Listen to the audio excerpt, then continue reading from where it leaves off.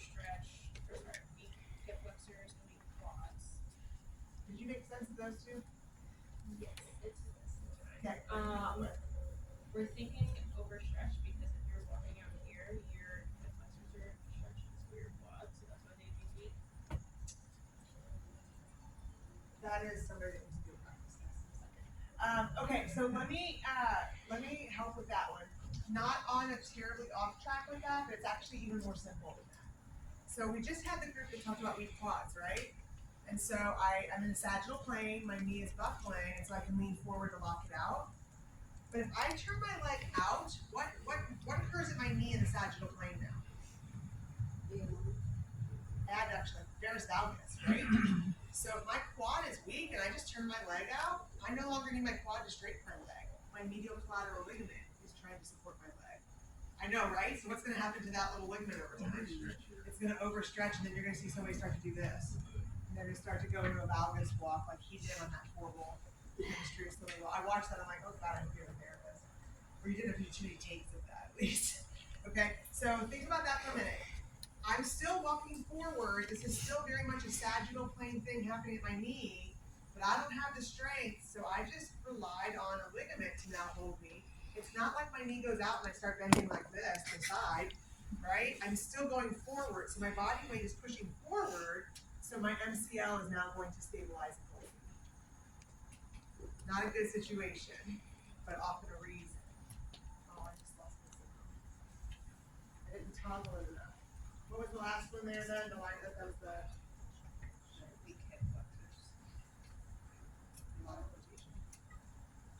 Same idea there occurs that if I have, I'm sorry, hang on, this is like initial contact. Yeah. So you go ahead on that one. You guys had that one started. Go ahead. For weak hip flexors? Yeah. So we have said the overstretch because of that leg straight out, so the hip flexors being stretched. Okay.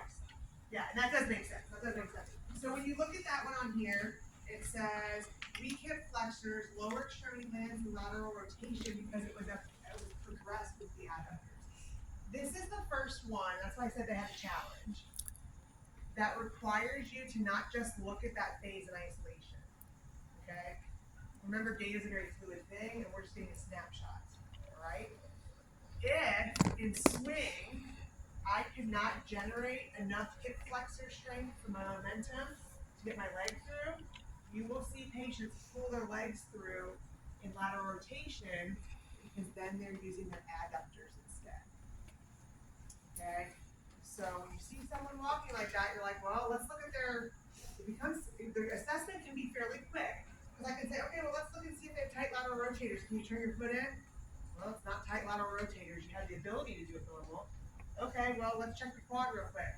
That's 5 out of 5. That's fine. And then you start watching a little more, and you're like, hang on a second. If here I don't have enough momentum to pull through, I'm going to use a different muscle to get there. And so I will use my adductors.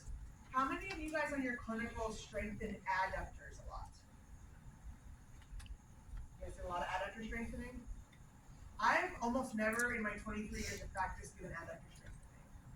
I've given it for like a shotgun technique.